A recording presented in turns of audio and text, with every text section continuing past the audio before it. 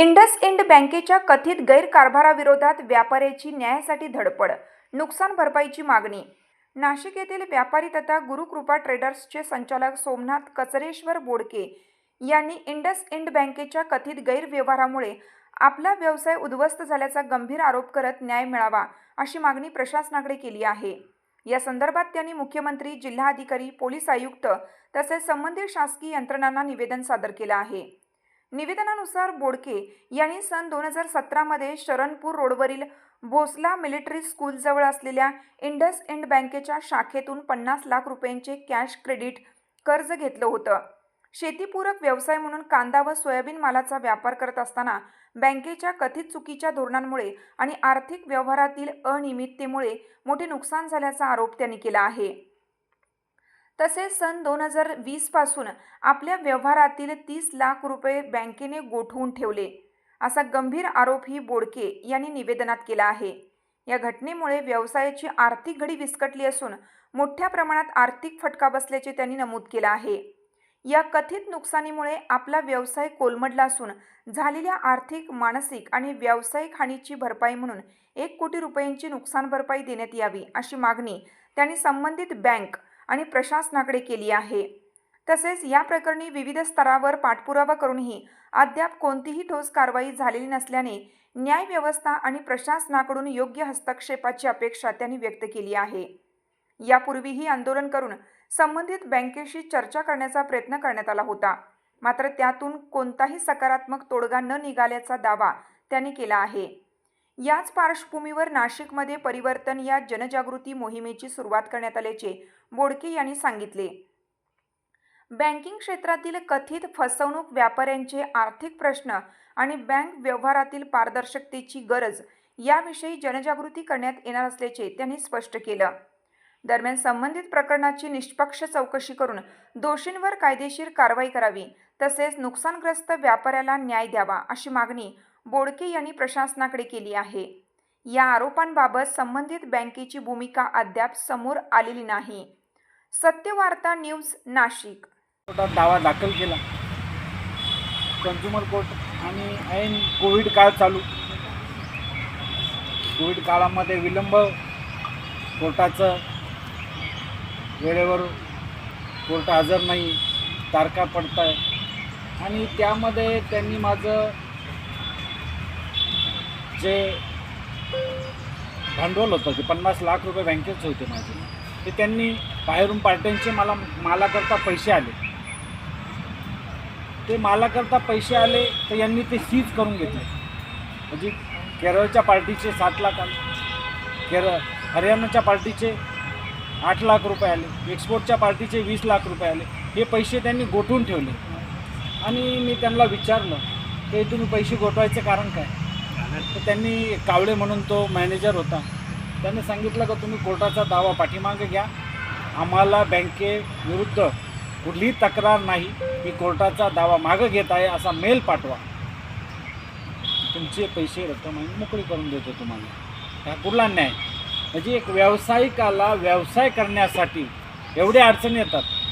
माझं तुम्ही गुगलला जाऊन गुरुकृपा ट्रेडर्सचं रेटिंग बघा, महाराष्ट्रात 1 नंबरचं रेटिंग आहे आणि व्यवसाय करतोय मी, आणि माझ्यासारख्या व्यावसायिकाला जर अशी अडचण येत असेल, अशा बँका त्रास देत असेल, तर आपले छोटे मोठे म्हणजे जे सुरुवात करतायत, आपले नवीन मुलं व्यवसाय करण्यासाठी सुरुवात करतील, त्यांना काय त्रास होईल? मी तर माझं 6-7 करोडपर्यंत ट्रान्झॅक्शन नेलं आहे, ते ट्रान्झॅक्शन माझं आज 0 झालेलं आहे या बँकेमुळं। कोविड काळ चालू असताना याने माझा CC ड्रॉप केली आहे, माझं अकाउंट सीज केलं आहे। नाशिक जिल्ह्यामध्ये आम्ही चालू देणार नाही। अशा बँकांना, अशा बँकांचे मॅनेजर असतील त्यांना चपलानं मारल्याशिवाय राहणार नाही, हे माझं घोषणा आहे आणि या बँका आम्ही चालून देणार नाही। एक जायला आम्ही RBI तक्रार केली, परंतु ते म्हणे तुमचा कंझ्युमर कोर्टात दावा चालू आहे, आम्ही घेऊ शकत नाही। दावा एकाच ठिकाणी चालतो, ठिकाणी निघाला नाही। आमचा दावा तो कंझ्युमर कोर्टात चालू आहे, आम्ही आता स्टेटला टाकला आहे, परत टाकला। आम्ही त्या वाक्याची सुधारणा करून स्टेटमध्ये परत तो दावा मुंबईला टाकलेला आहे, त्याचं फिरतं कोर्ट इथं 2 महिन्यातून एकदा येतं. आता तो कोर्टातून मला न्याय कधी भेटेल ही मोठी शोकांतिका आहे. नाही, मी इथं गडकरीमध्ये विभागीय सहकार निबंधकांकडे तक्रार केली.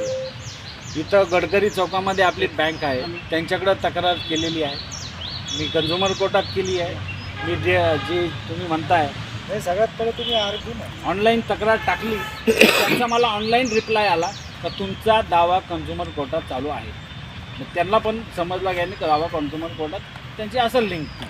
त्याच्यामुळं मग मला त्यांनी तिकडून काय म्हणजे तक्रार घेतली नाही. मग एकच दावा दाखल करू शकतो असं पण आहे. आता काय हा अर्ध्याला करायला मला जशी माहिती भेटेल त्या पद्धतीने मी कन्झ्युमर कोर्टात गेलो. नाही, आता नवीन नियमाप्रमाणे हो. बँकांना जे काही आहे मॅनेजर आहे त्यांना तिकडं पण टाकलं, पण त्याने सांगितलं मामा तुमचा इकडं दावा चालू असल्यामुळे त्यांनी घेतला नाही. जी मुख्यमंत्र्याची भेट होईल मुख्यमंत्र्यांची, त्याच्यावरती आम्ही करू. नाही तर अशा बँकांना आम्ही टाळा लावणार. अशा बँका नाशिकमध्ये चालून देणार नाही. ट्रेडर्स या नावाने शेतीमालाचा सोयाबीन, मका, कांदा, गहू याचा व्यापार करत असताना मी इंडसइंड बँकेकडून 50 लाख रुपयाचं लोन घेतलं. त्या loan property against loan 10.5% agreement होतं, परंतु या बँकेने वाढीव व्याजदर म्हणजे जास्तचं व्याजदर जे त्याच्या 42-43 हजार रुपये 50 लाखाला व्याजदर 10.5% जातं, तिथे 60, 62, 65 असे व्याजदर आकारले गेले. तर त्याच्यावरून बँकेचा माझ्यामध्ये डिस्प्यूट झालं.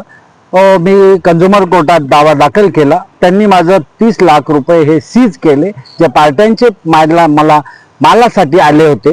केरळ, तामिळनाडू एक्सपोर्टच्या पार्ट्यांची मालासाठी पैसे त्यांनी टाकले. त्यांचे 138चे गुन्हे दाखल माझ्यावरती आहे. तरी या बँकेने सीज केल्यामुळे माझ्या व्यापाराची आत्महत्या झाली. मला व्यवसाय करता नाही आला. कोविड काळ चालू होता. कोविड काळात ह्या बँकेने असे प्रकार केलेले, अशी वागणूक एका व्यापाऱ्याला केलेली आहे. तरी या बँकेवर याचं लायसन जप्त, अशा बँकेचं लायसन जप्त केलं पाहिजे. अशा बँकांना मार्केटमध्ये उभं नाही केलं पाहिजे कोणी. तरी मुख्यमंत्र्यांना माझं असं आव्हान आहे, असं निवेदन आहे का बँकांना, अशा बँकेला तुम्ही त्यांचं लायसन जप्त करा, त्यांना बरखास्त करा. आणि आम्ही नाशिकमध्ये अशा बँकांना चालू देणार नाही. त्यांनी माझं कोर्टात दावा दाखल चालू असताना मला कोर्टाकडून जो न्यायाची अपेक्षा होती का तिथे कोविड काळ चालू असताना माझं जे मत मांडलं, मी कोर्टाला न्यायाची मागणी केली, ती तोंडी होती. लेखीमध्ये त्यांनी जे लेखीमध्ये पाहिजे होतं ते तोंडीमध्ये त्यांनी मान्य नाही केलं. मी आता स्टेट बोर्डात माझं दावा दाखल आहे, पण मला न्याय मी म्हातारा झाल्यावर भेटेल का मी नसेल तेव्हा भेटेल असा मला एक शंका आहे. कारण मी परिस्थिती बघून आहे का व्यापार करताना मला आज भांडवलाची गरज आहे, आज मला व्यापार करायचा आहे, तेव्हा मला न्याय आत्ता पाहिजे.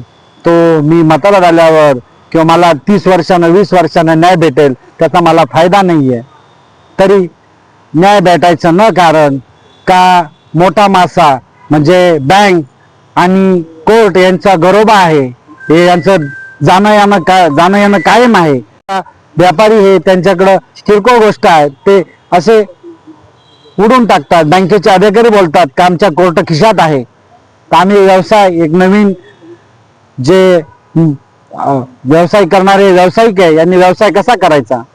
तुमची भूमिका काय आता? आता माझी भूमिका याच्यामध्ये का या बँकेने जर मला मुख्यमंत्र्याकडे आम्ही जाणार आहे सगळे व्यापारी, तर मला न्याय नाही भेटला तर अशा बँकांना आम्ही नाशिकमध्ये चालू देणार नाही. त्यांना टाळा मारू.